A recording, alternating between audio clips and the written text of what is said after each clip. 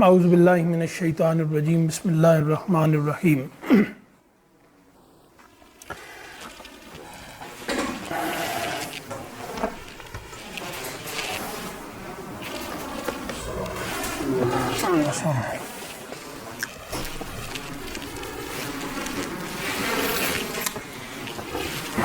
ان الذين قالوا ربنا الله ثم استقاموا تتنزل عليهم الملائكة أن لا تخافوا ولا تحزنوا وابشروا بالجنة التي كنتم توعدون نحن أولياؤكم في الحياة الدنيا وفي الآخرة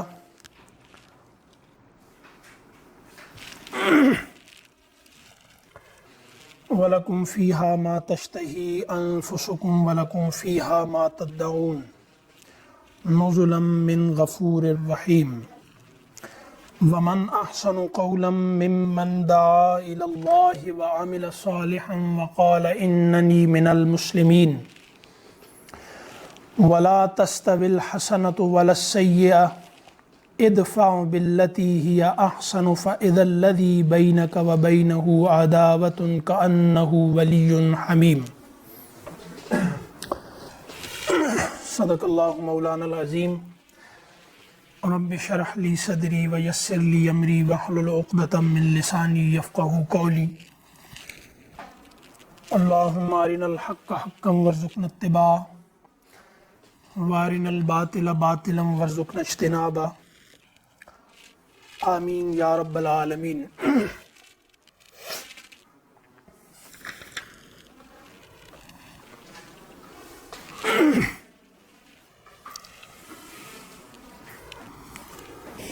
بے شک وہ لوگ کہ جنہوں نے کہا ہمارا رب اللہ ہے،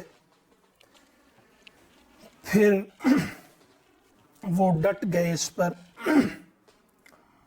اور انہوں نے اپنے فیصلے پر نظر ثانی کا کبھی سوچا بھی نہیں اور عامل رہے پھر اس کے مطابق۔ ان پر نازل ہوتے ہیں فرشتے اس دنیا میں بھی اور موت کے وقت بھی، یہ کہتے ہوئے کہ خوف نہ کرو، حزن میں مبتلا مت ہو اور بشارت حاصل کرو جنت کی جس کا تم سے وعدہ تھا۔ ہم اس دنیا کی زندگی میں بھی تمہارے ساتھی ہیں اور آخرت میں بھی، اور تمہیں اس جنت میں وہ کچھ ملے گا جو تم چاہو گے اور جو تم مانگو گے، اور یہ سب ابتدائی ضیافت ہوگی، مہمان نوازی ہوگی اس کی طرف سے جو معاف کرنے کے بعد اپنی عطا کے سلسلوں کو روکتا نہیں۔ اب جیسے پچھلی گفتگوؤں میں عرض کیا تھا کہ ایمان لانے کے بعد جو مسئلہ درپیش ہوتا ہے وہ ہے ایمان پر ثابت قدم رہنا، کیونکہ یہ دنیا امتحان کے لیے بنی ہے۔ اس دنیا میں آدمی ثابت قدم خود سے نہیں رہ سکتا، اس کو سہاروں کی ضرورت ہوتی ہے۔ ان میں سے نیک لوگ، نیک دوست اس کا سہارا ہوتے ہیں، اور فرشتے بھی انہی نیک دوستوں میں سے ہوتے ہیں، کیونکہ اولیاؤکم فی الحیات الدنیا کہا، اور پھر جو نیک ساتھی اور دوست ہوتے ہیں انسانوں میں سے اور فرشتوں میں سے۔ لیکن برائی میں جب آدمی پڑتا ہے تو اس کو انسانوں میں سے برے لوگ ملتے ہیں اور جنات میں سے شریر۔ اب ایک تیسری یہ ہے کہ اب اگر انسانوں کے درمیان اختلاف بڑھنے لگے، یعنی شیطان راستہ بنانے لگے انسانوں کے تعلقات میں یا انسانوں اور فرشتوں کے تعلقات میں، تو اس سے جو تعلق ہٹ ہوتا ہے وہ آدمی کا دین کے ساتھ یعنی خدا کے ساتھ تعلق متاثر ہوتا ہے۔ اس میں اسباب بتائے تھے کہ ان میں ایک بڑا سبب ہے انسانوں میں پایا جانے والا ایک دوسرے سے حسد، دنیا میں ایک دوسرے سے آگے بڑھنے کی کوشش۔ آگے بڑھنے کی کوشش بری نہیں ہے، یہ انسان کی فطرت میں رکھی گئی، لیکن اس کو بدل دیا گیا حسنات میں اور نیکیوں میں ایک دوسرے سے آگے بڑھنے کے ساتھ، کہ تم ایک طرف کہا کہ الہاکم التکاثر، ایک تکاثر ہے اور ایک ہے کہ تم سبقت فی الخیرات ہے، دو چیزیں ہیں جن کو بتایا۔ تو اگر تم دنیا میں ایک دوسرے سے سبقت لینے کی کوشش کرو گے جس کا سبب حسد ہے، تو پھر یہ ہوگا کہ تم نیکیوں میں ایک دوسرے سے سبقت نہیں لے جا سکتے۔ تو نیکیوں میں سبقت لے جانے کا طریقہ یہی ہے کہ انسان باہمی خیر خواہی کے تعلقات رکھے، مسلمانوں کے ساتھ بھی اور غیر مسلموں کے ساتھ بھی، اور جو انسانوں میں اس کے دشمن ہیں ان دشمنیوں کو ہوا نہ دے، ان کو بڑھانے کے اسباب پیدا نہ کرے، ان اصولوں پر مفاہمت کیے بغیر ان کو کم سے کم کرنے کی کوشش میں لگا رہے، یہ ہے۔ اور تیسری ایک بات اور ہے، وہ بھی اسی میں ہی شامل ہے بہرحال، کہ کیسے دشمن کو دوست بنانا ہے۔ جیسے ہم نے کہا کہ فطری طور پر انسان ایک رحم مادر سے پیدا ہوئے، ایک ان کا باپ تھا، ایک ان کی ماں تھی، ایک ان کا خدا تھا، ایک ان کا دین تھا، انہیں اختیار دیا گیا، آزمائش میں کی دنیا میں پھینک دیا گیا، درمیان میں شیطان آیا جو ان کی کمزوریوں سے فائدہ اٹھا کر ان کو لڑاتا ہے۔ سرسری بات یہ بھی ہوئی تھی، یا شاید تفصیل کے ساتھ، کہ انسانوں میں سب سے پہلا تعلق ہے میاں اور بیوی کا، پھر یہ ماں باپ بنتے ہیں، اس کے بعد یہ چلتا ہے۔ تو شیطان میاں بیوی کے درمیان جو جھگڑا پیدا کرتا ہے، یہ وہ اپنے چیلوں اور اپنے جو اس کے ساتھی ہوتے ہیں ان کی سب سے زیادہ شاباش دیتا ہے کہ میاں بیوی کے تعلقات کے درمیان تم پھوٹ ڈالو۔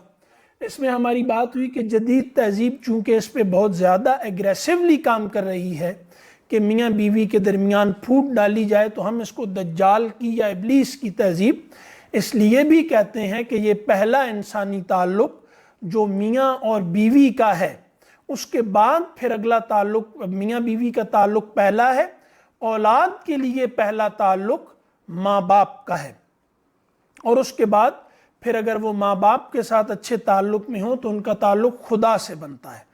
تو ان تمام مسائل کو سامنے رکھتے ہوئے تہذیب کے، نفسیات کے، مذہب کے جو بھی ہیں، پھر مذہبی لوگوں میں یہ حسد کس کس طرح سے ظاہر ہوتا ہے، اس کی بھی ہم نے آپ کے سامنے کچھ چیزیں رکھی تھیں۔ اب یہ ہے کہ رویہ، وہ لوگ جو لوگ اللہ کی طرف بلانے والے ہوتے ہیں ان کا رویہ کیسا ہوتا ہے؟ وہ کیا کسی تفاخر میں مبتلا ہوتے ہیں؟ بالکل بھی نہیں ہوتے۔ وہ کیا لوگوں کو، انسانوں کو نیچا دکھانے کے لیے دین پہ آتے ہیں؟ بالکل بھی ایسا نہیں ہے۔ وہ اپنی کسی دنیاوی کمزوری کا ازالہ دین میں آ کر کرتے ہیں؟ ایسا بھی نہیں ہے، بلکہ دین آدمی کے اندر انکسار پیدا کرتا ہے، عاجزی پیدا کرتا ہے۔ وسوسے اور الہام میں ایک فرق یہ بھی ہے کہ دین پر رسول اللہ صلی اللہ علیہ وسلم کی ہدایت کی روشنی میں رہتے ہوئے، سنت پر کاربند رہتے ہوئے، اگر آدمی کے دل میں کوئی ایک خیال آیا ہے اور وہ اس کے انکسار میں اضافہ کرتا ہے تو وہ الہام ہے، ورنہ شیطانی وسوسہ ہے۔ اور وسوسے کی تعریف کیا کرتے ہیں؟ وسوسے کی تعریف یہ کرتے ہیں کہ وسوسہ ایسی آواز کو کہتے ہیں جس کی تفہیم ممکن نہ ہو لیکن وہ عمل پر اثر انداز ہو. اسی لیے زیورات کی جو آواز آتی ہے عورتوں کی ہلکی، اس کے لیے بھی جو الفاظ استعمال ہوتے ہیں وہ بھی وسوسے ہی کے الفاظ ہیں. ٹھیک ہے، تو اب کوئی ہلکا سا راستہ بھی شیطان کو مومن اپنے اندر آنے کے لیے نہیں دیتا، وہ محتاط رہتا ہے. اب اس کا رویہ انسانوں کے ساتھ کیا ہوتا ہے؟ ابھی ایک سوال ہوا تھا پچھلی اس میں، ہمارے ایک دوست ہیں انہوں نے سوال کیا کہ آدمی کو جو غصے کے اسباب تھے، پچھلی دفعہ ہم نے اس پہ گفتگو کی، انہوں نے ایک توجہ دلائی کہ غصے کا ایک غیرت بھی تو ہوتا ہے. غیرت اور حسد کے فرق کو سمجھنا چاہیے. یعنی اصل میں غیرت اور حسد ایک شے ہیں. یعنی انسان کی طبیعت کے اندر غیرت اور حسد ایک ہی طرح کے رویے ہیں، لیکن ان کو پھر آگے جا کر جس طرح مینج کیا جاتا ہے اس سے فرق پڑتا ہے. کیسے کہ وہی حسد اور غیرت ایک ہیں. حضرت خدیجہ کے بارے میں حضرت عائشہ فرماتی ہیں خود کہ ما غرت علی احد من نساء النبی ما غرت علی خدیجہ رضی اللہ عنہا. میں نے کبھی، یعنی جس کو عام سادہ لفظوں میں جیلسی کہتے ہیں نا، کہ حضرت خدیجہ کا جب ذکر حضور کرتے تھے تو اس وقت اتنی زیادہ مجھے کسی، جیسے عورتیں ہوتی ہیں نا، ایک ان کے درمیان شوقن کا رشتہ ہوتا ہے، محبوب ایک ہو اگر تو عاشقوں کے درمیان جھگڑا فطری ہوتا ہے، یہ پڑ جاتا ہے. اب یہ الگ بات ہے کہ وہ اس کو ہینڈل کیسے کرتے ہیں. تو حضرت عائشہ، کیونکہ حضرت عائشہ اور حضرت فاطمہ کے درمیان بھی کچھ معاملات تھے، اس کا سبب بھی یہی تھا کہ ہم عمر تھیں یہ دونوں، اور رسول اللہ صلی اللہ علیہ وسلم دونوں کے محبوب تھے. وہ چہیتی بیٹی تھیں اور یہ سب سے چہیتی بیوی تھیں، اور دونوں ہم عمر تھیں.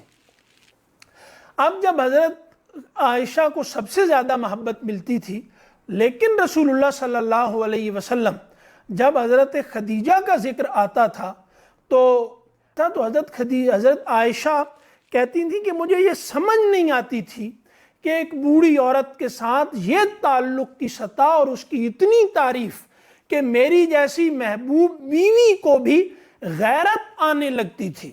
تو یہ غیرت کیا ہے؟ یہ غیرت وہی شیڈ ہے، لیکن غیرت اور حسد میں ایک فرق ہے.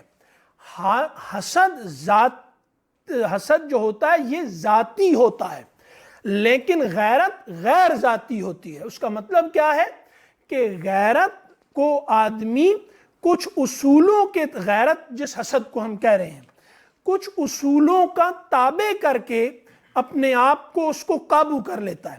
مثلا آدمی، کوئی بھی عورت یا مرد، وہ کسی تعلق کو ناجائز سمجھتے ہیں اور اس پہ غیرت ان کو آتی ہے، یعنی حسد محسوس ہوتا ہے، لیکن کسی بڑے اصول کے تحت وہ اس تعلق کو قبول کر لیتے ہیں، یہ غیرت ہے. ٹھیک ہے، مطلب کوئی آدمی اپنی بہن کے ساتھ کسی آدمی کے، غیر آدمی کے ایک تعلق کو نہیں برداشت کرتا، لیکن وہی تعلق ایک ضابطے میں آنے کے بعد وہ قبول کر لیتا ہے. ایک عورت اپنے شوہر کے تعلق کو کسی اور عورت کے ساتھ برداشت نہیں کرتی، لیکن جیسے ہی وہ کسی ضابطے میں آتا ہے وہ اس میں قبولیت کے راستے پیدا ہونے شروع ہو جاتے ہیں. تو یہ غیرت اور حسد. حاسد اپنی حدود خود بناتا ہے، یعنی تو اس کا تصور غیر کسی ضابطے یا اپنے سے بڑے اصول کے تحت نہیں ہوتا. لیکن غیرت مند کی غیرت جو ہوتی ہے وہ غیر ذاتی ہوتی ہے، وہ غیر شخصی ہوتی ہے، اور وہ کسی بڑے تہذیبی یا مذہبی اصول کے تابع ہوتی ہے.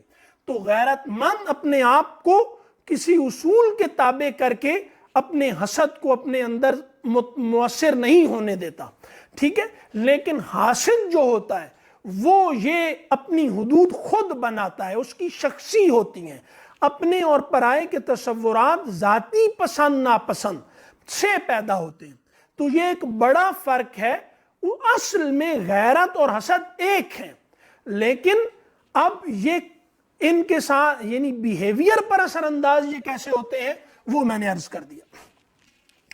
اب اس کے بعد یہ ایک پچھلی کلاس کا سوال تھا. اب اس کے بعد یہ ہے کہ یہ فرمایا کہ وَمَنْ أَحْسَنُ قَوْلًا مِّمَّنْ دَعَا إِلَى اللَّهِ.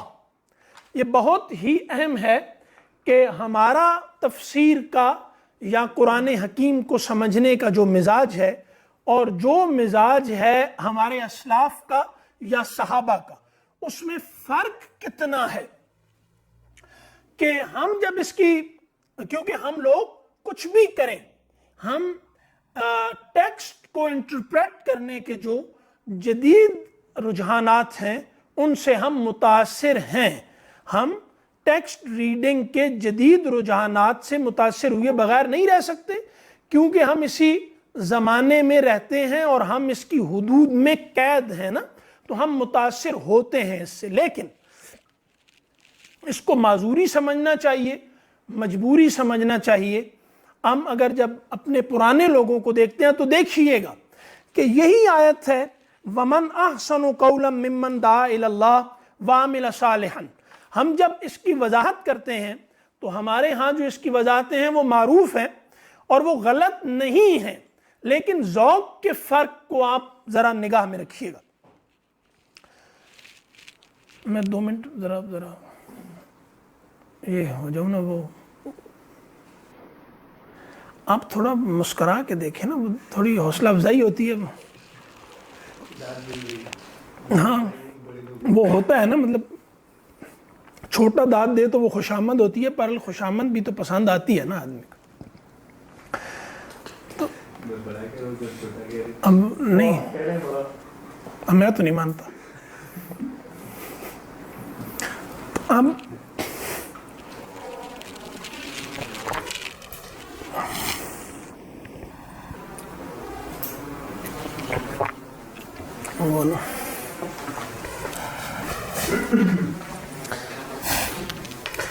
کچھ لوگ نا سوال کرتے ہیں یا گفتگو سن رہے ہوتے ہیں نا، تو بار بار یہ احساس ہو رہا ہوتا ہے کہ وہ کہہ رہے ہیں چپ کر، یعنی چپ کرو، بند کرو زبان، بس کرو، تو ہو رہا ہوتا ہے. لیکن یہ ہے کہ کچھ لوگ ہوتے ہیں جن کو دیکھ کے یہ لگتا ہے کہ آدمی کہتا ہے کہ بندہ اور بول لے تو ابھی موقع ہے. اب کہیں ہمارے بہت سارے ایسے دوست ہیں جو سوال کرو اور ان کا جواب دینا شروع کرو نا تو بالکل ایسا احساس ہوتا ہے کہ یہ کہہ رہا ہے چپ کر، میرے سوال کے جواب میں کوئی ایک لفظ بھی مت بولنا. تو اب وہ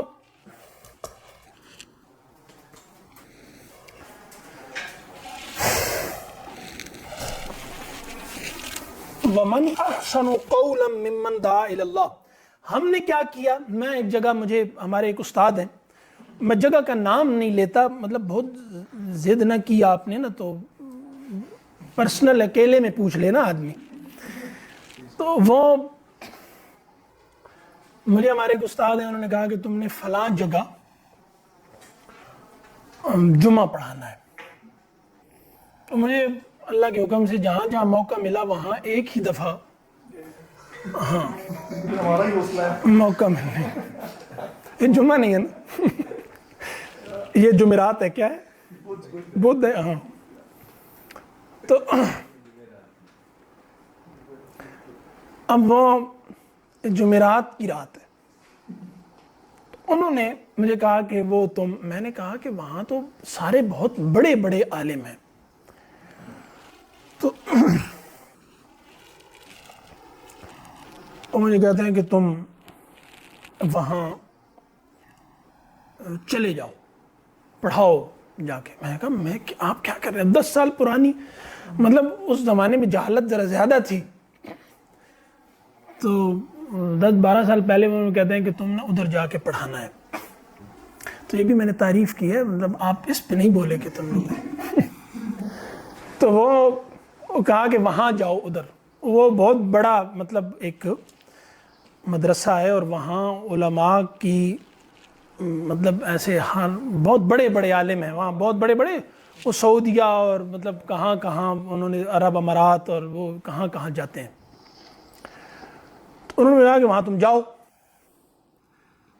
میں نے کہا کہ یہ عجیب میرے سر پڑ گئی، لیکن وہ کہتے ہیں کہ بھائی وہ ذمہ داری میری تھی تو اب میں جا نہیں سکتا، مجھے مجبوراً نکلنا پڑ گیا شہر سے باہر، تو تم جاؤ۔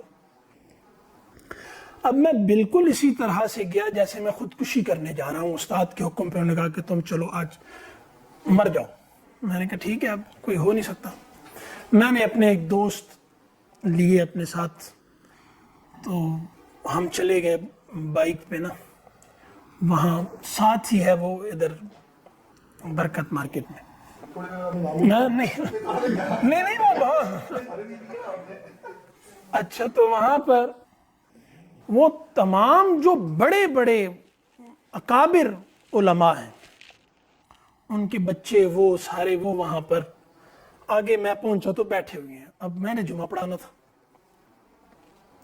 بس میرے ہاتھ باہر سے نہیں کانپ رہے تھے لیکن اندر سے کانپ، وہ سارے بیٹھے گئے، پھر ان کے جو سارے طالب علم ہیں سارے وہ بھی بیٹھے ہوئے، پھر اس کے بعد وہ ان کے جو پرانے لوگ ہیں سننے والے وہ بھی بیٹھے ہوئے۔ تو اب میں نے کہا کہ میں خود تو پریشر میں ہوں، انہیں بھی لانا چاہیے پریشر، یہ یک طرفہ ہی کیوں ہو، کیونکہ وہ دیکھ اس طرح رہے تھے نا کہ مطلب یہاں یہ گر جائے کسی طریقے سے اس ممبر سے۔ تو میں نے پھر ایک بات کی، وہ اس سے مجھے یاد آئی، میں یہ کہا کہ یہ جو ہمارا پورا نظام ہے نماز پڑھانے کا، نماز پڑھائی نبیوں نے، نماز پڑھائی خلفائے راشدین نے، سارے لوگوں نے امامت کرائی۔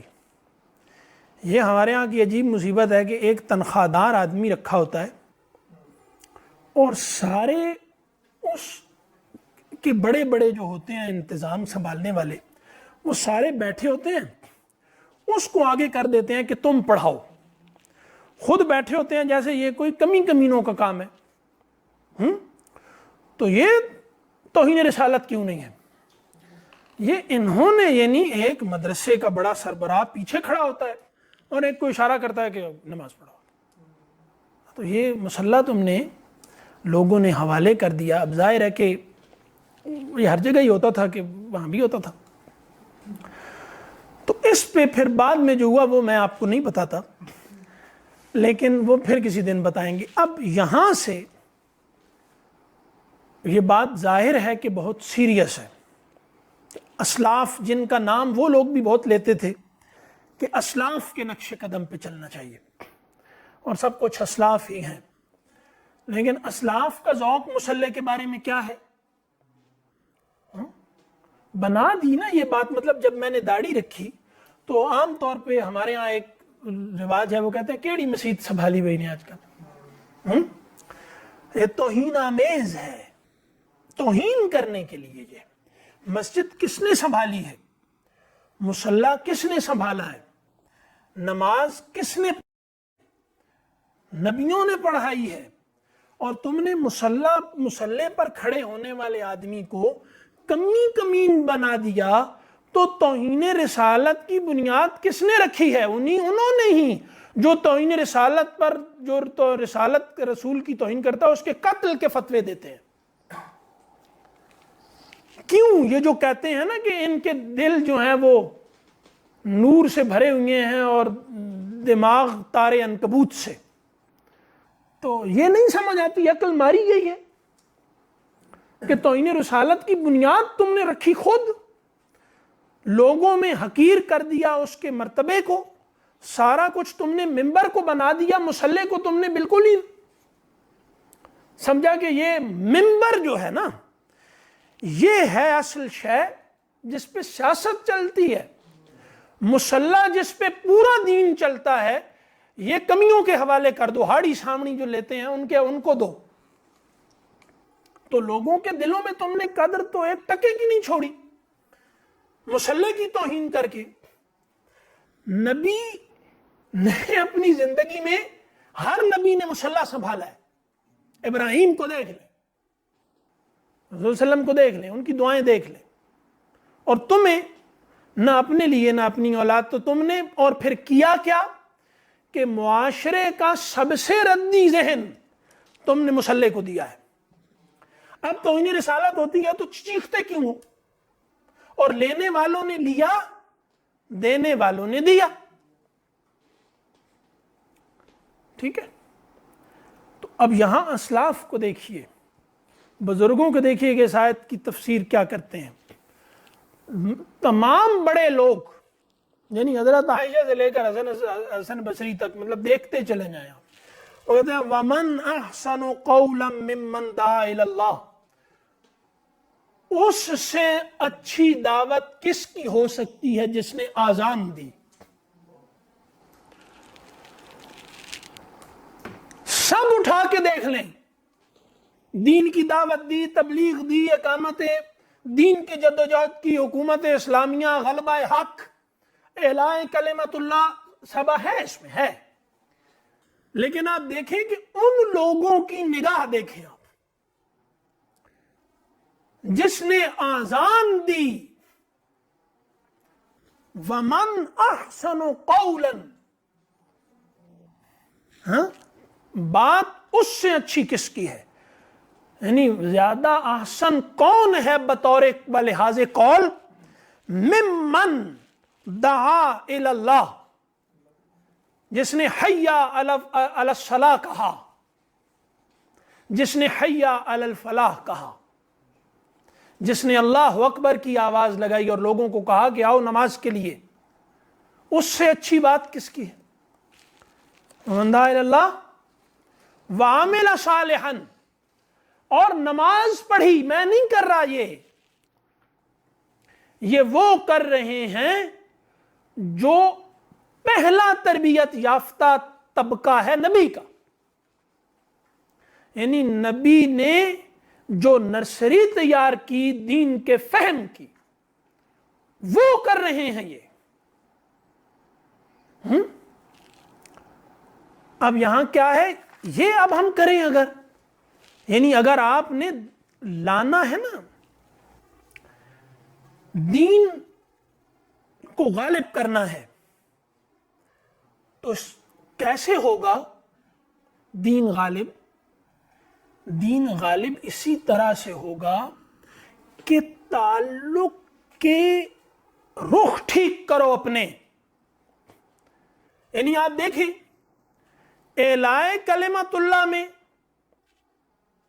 نفس پرستی ہو سکتی ہے، ہاں. یعنی ایک آدمی جتنا لوگوں کی طرف جا رہا ہے اتنا نفس کی تسکین کے موقع خدا کے نام پہ بڑھتے جا رہے ہیں، ہاں. لیکن جتنا وہ جہاں جہاں ہم دیکھتے ہیں کہ خدا سے تعلق خالص ہوتا جا رہا ہے نا، اتنا وہ ہمیں بور کرتا ہے، کام ہمیں پسند نہیں آتا، اچھا نہیں لگتا نا. مطلب ایک آدمی سے کہیں کہ تم نے 1,00,000 کے مجمع کو خطاب کرنا ہے، وہ کہے گا ہاں ہاں، دین کا اتنا بڑا کام خدا مجھ سے لے رہا ہے. اب یہاں 1,00,000 کا پلڑا خدا پہ بھاری ہے میرے عمل کی آمادگی میں. لیکن اگر وہ ہو کہ ایک بندہ بیٹھا ہو، پھر میں کہتا ہوں میں خدا کے لیے کر رہا تھا. شاہ اسماعیل کا واقعہ اس میں وجد انگیز ہے. دین ان لوگوں سے لینا ہے نا، محمد علی مرزا سے لینا نہیں. جو لینا چاہے وہ بے شک لے، میں منع تھوڑا ہی کر رہا ہوں. مطلب آپ نہیں کہہ سکتے نا مچھر سے کہ تیتر شکار کر کے کھاؤ، وہ شاہین سنے گا. تو اب ہے ٹھیک ہے. تو وہاں کیا ہوا کہ شاہ اسماعیل بہت بڑے کہتے ہیں مقرر تھے، بہت بڑے، اور بہت بڑے عالم تھے، بہت دلیر آدمی تھے، بہت وجیح تھے، اور امارت تھی، بہت مالدار بھی تھے، لباس بہت اعلیٰ پہنتے تھے. تو جو کشش کے تمام اسباب تھے وہ شاہ صاحب میں تھے. تو شاہ صاحب جب گفتگو کرتے تھے تو مطلب کہتے ہیں کہ بڑے ہیں شاہ اسماعیل دہلوی، ہاں، وہ تمام لوگ جناب سنتے تھے. تو شاہ اسماعیل شہید جو تحریک شہیدان میں جو ایک آدمی ہے سید احمد شہید کو، تو ایک دن یہ ہوا کہ وہ بہت دور دور سے لوگ آتے تھے ان کی گفتگو سننے کے لیے، اور لاکھوں کا مجمع ہوتا. تو وہ بہت عجیب آدمی تھے، بہت عجیب آدمی تھے. وہ بہت قیمتی لباس پہنتے تھے، بہت قیمتی. لیکن مسجد میں نماز پڑھنے جاتے تھے نا، بارش ہو رہی ہو تو صف میں ان کی جگہ کیچڑ پہ آ رہی ہو تو کیچڑ پہ بیٹھ جاتے تھے. وہ یہ نہیں دیکھتے تھے کہ میں نے کیا پہنا ہے، وہ دیکھتے تھے کہ میں آیا کہاں ہوا ہوں.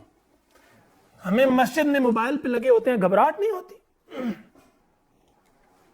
صف میں ہم آگے کھڑے ہوتے ہیں، پیچھے والے کو جگہ دے رہے ہوتے ہیں، آگے دیکھو خدا کی طرف کھڑے ہو، پیچھے دیکھ رہے ہو کون آیا ہے پیچھے، کوئی استاد آیا ہے، کوئی ولی اللہ آیا ہے، کوئی آیا ہے، تو پیچھے جگہ جا جا کے یہ کون سا دبا، یہ بے ادبی ہے. وہ خدا کی طرف رک کر کے کھڑے ہو، پیچھے مڑ کے دیکھ دیکھو ادھر جائے جا رہے ہو. تو وہاں کیا ہوا کہ انہوں نے گفتگو کی، 2-2.5 گھنٹے کی گفتگو تھی اور لمبی گفتگو کرتے تھے. اب وہ گفتگو کر کے جب بیٹھے ہیں ابھی، تو ایک دیہاتی آ گیا، کوئی فلسفی نہیں، کوئی بڑا بہت عظیم الشان عالم فاضل وہ نہیں، دیہاتی آ گیا اور شاہ صاحب سے کہا کہ حضرت میں تو بہت دور سے آیا اور میں دیر ہو گئی، مجھے بڑا افسوس ہے. شاہ صاحب نے کہا کیوں؟ بیٹھو. کہتے ہیں 2.5 گھنٹے 2.5 گھنٹے پورا وہ واز شاہ صاحب نے اس کو بٹھا کے کیا، اور لوگ بھی پریشان، وہ خود بھی حیران کہ یہ کیا ہو رہا ہے. شاہ اسماعیل شہید، اس وقت تو ظاہر شہید نہیں تھے، لیکن شاہ اسماعیل وہ آدمی کہ جس نے بڑے سے بڑے معقولیوں کو ہلا دیا تھا، عقل وہ تھی، اور بڑے سے بڑے جنگجوؤں کو دھکیل دیا تھا پیچھے، بہادر اتنا تھا. وہ آدمی وجی اتنا تھا کہ وہاں پر بدکردار عورتوں کے اور وہ جو طوائفیں ہوتی تھیں ان کے وہاں جا کے واز کر کے ان کو دین کی طرف لے کے آتا تھا، ادھر نہیں جاتا تھا. وجاہت یہ ہوتی ہے کہ فاحشاؤں کو اپنی طرف گھسیٹ لو، ادھر گھسٹ جاؤ، یہ نہیں ہوتی.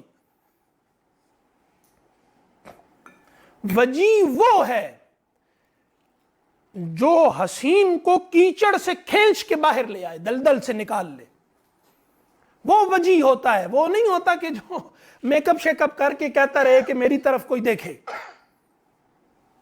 یہ وجاہت ہے. تو وہ کیا ہوا کہ شاہ صاحب نے سنایا، اس نے سنا اور حیران پریشان. وہ کہتے ہیں کہ وہ لرز رہا تھا، آنکھیں اس کی برس رہی تھیں، وہ عجیب حالت میں تھا. اور ظاہر ہے کہ شاہ صاحب بھی عجیب حالت میں تھے، کیونکہ آدمی جب اس اخلاص کے امتحان میں سے گزر رہا ہو اور اسے خود بھی احساس ہو جاتا ہے کہ الحمدللہ میں پاس ہو رہا ہوں تو اس پہ بھی اثر آتا ہے. تو شاہ صاحب سے جب اس نے پوچھا کہ یہ کیا ہوا، آپ نے مجھے ایک کو سنانے کے لیے اتنا کیا. شاہ صاحب نے جو جواب دیا نا، وہ تمام مبلغین دین کے دائی اور تمام یہ جو لوگ ہیں نا، یہ جو مجمع البحرین ہوتے ہیں ان سب کو سوچ سمجھنا چاہیے کہ انہوں نے کہا کہ پہلے بھی ایک کو خوش کرنے کے لیے 2.5 گھنٹے کا واز کیا تھا، اب بھی ایک کو خوش کرنے کے لیے 2.5 گھنٹے کا واز کیا ہے.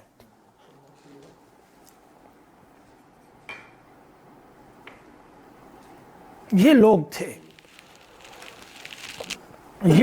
تھے جن کے نزدیک دین کی اتنی اہمیت تھی. آپ دیکھیں امام مالک کو، بادشاہوں کی طرح رہتے تھے، بہت بنے ٹھنے، بہت سنورے ہوئے، ٹھیک ہے، بہت، لیکن جب حدیث بیان کرنے کی باری آتی تھی تو وہی آدمی جس کے رہن سہن پہ نام نہاد اور بے وقوف صوفیوں کو اعتراض ہوتا تھا، وہی آدمی 2 رکعت نماز پڑھتا تھا، اس کے بعد مسجد نبوی پر اپنے گال رکھتا تھا اور روضہ رسول کی طرف ہاتھ کر کے اشارہ کرتا تھا کہ اس قبر کے صاحب نے فرمایا ہے۔ یہ لوگ تھے۔ انہوں نے پھر کیا کیا کہ یہ ہیں، ان سے پوچھو نماز کیا ہوتی ہے۔ ان لوگوں سے نہیں کہ جو کہتے ہیں کہ وہ کیا ہے کہ میرے زندگی کا مقصد تیرے دین کی سرفرازی، میں اسی لیے مسلمان، میں اسی لیے نمازی۔ مسلمان ہونا اور نمازی، نماز کی اہمیت انسٹرومنٹل ہے، دین کی سرفرازی انسٹرومنٹل ہے۔ یعنی دین اس لیے غالب کرنا ہے کہ میرے اور اللہ کے درمیان تعلق کی ہر رکاوٹ ہٹ جائے۔ میں صرف امریکہ سے اس لیے لڑنا چاہتا ہوں کہ امریکی تہذیب میرے اور خدا کے تعلق کے درمیان رکاوٹ ہے، بس۔ تو غلبہ دین انسٹرومنٹل ہے، نماز نہیں۔ یہ کہہ کر نماز کی تحقیر نہ کرو۔ وہ نبی جو آخری وقت میں جو کہتا تھا کہ میری نماز میری آنکھوں کی ٹھنڈک ہے، کون ہے ہم میں سے یا ہمارے بڑے سے بڑے علماء جو موجود ہیں، کتنے ہوں گے جو یہ کہہ سکتے ہوں کہ نماز میری آنکھوں کی ٹھنڈک ہے؟ جو یہ نہیں کہہ سکتا واللہ وہ نبی کا وارث نہیں۔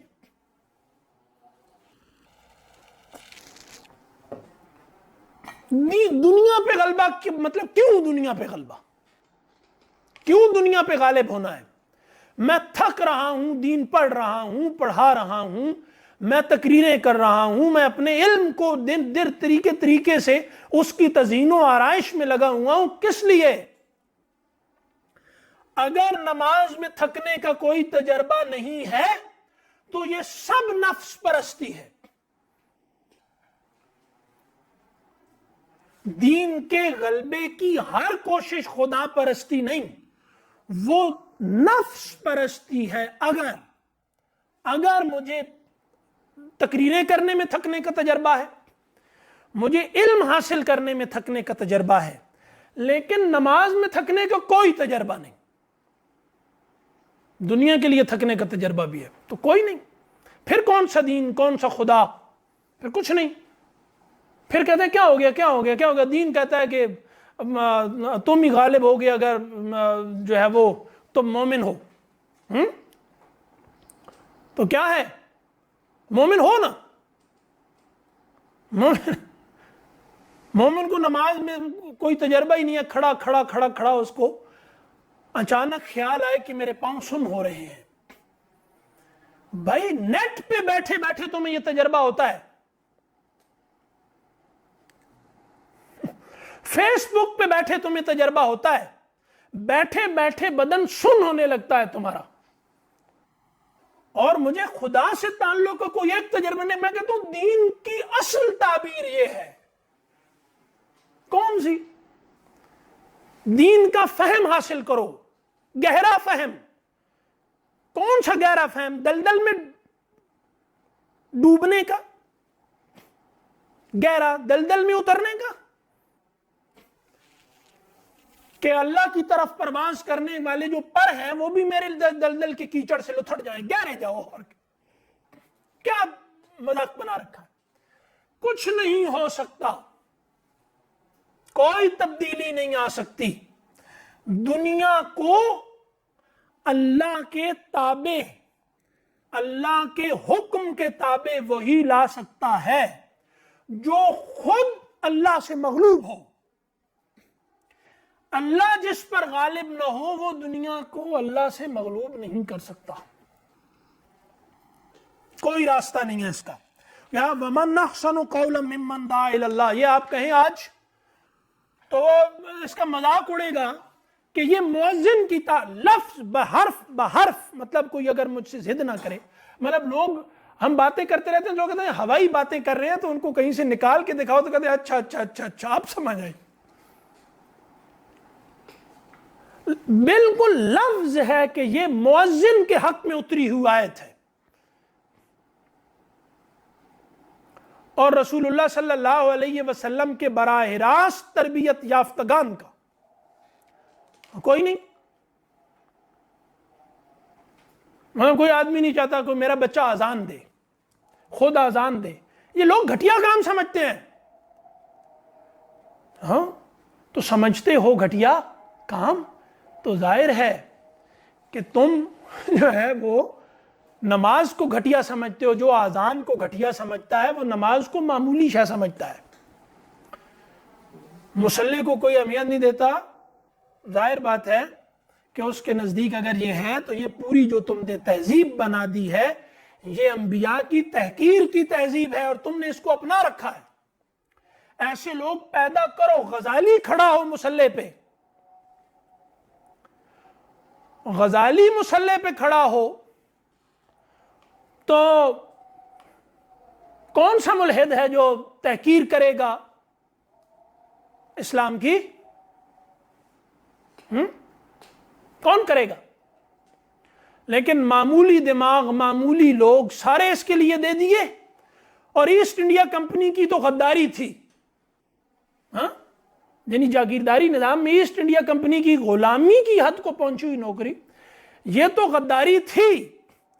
لیکن ملٹی نیشنل کمپنی کو پوری زندگی اپنی بیچ دینا یہ کوئی غداری نہیں. یعنی سرمایہ دارانہ نظام میں میں ویسے بات کر رہا ہوں، میں یہ نہیں کہہ رہا کہ وہ تھی کہ نہیں تھی. پتہ نہیں ہمارے ہاں بھی بہت سے لوگوں کو اسی غداری کے شرف میں بہت کچھ ملا ہو، لیکن میں ویسے کہہ رہا ہوں کہ ایسٹ انڈیا کمپنی کی غلامی میں جاگیر ملنا جاگیردارانہ نظام میں، اور ملٹی نیشنل کمپنی کی غلامی میں سرمایہ داری میں مالدار ہونا، 50-60 لاکھ روپے تنخواہیں لے کر پوری مسلم دنیا کو ان کے نرغے میں دھکیل دینا، یہ غداری نہیں ہے. میں تو کہہ رہا ہوں نہیں ہے. جو یہ سمجھتا ہے وہ غلط سمجھتا ہے. یہ تو لوگوں کو دین کی طرف لانے کا منصوبہ ہے پورا. تو کہاں ہے؟ تو بہتر سے بہتر دماغ ان کو دے دیے، قیمت دے رہے ہیں نا وہ. اور جو معمولی تھا وہ خدا کو دے دیا. وہ مشرک نہیں کرتے تھے یہ یاد. مشرک اپنا بہتر مال اپنے بتوں کو دیتے ہو. یہ مسلمانوں کا تصور خدا مشرکوں کے تصور خدا سے بھی ادنا ہے. وہ بت کو جتنی اہمیت دیتا تھا ابو جہل، ہم مسلمان اتنی اہمیت خدا کو نہیں دیتے. یعنی ہمارا تصور خدا مشرکین کے تصور خدا سے بھی گھٹیا ہے.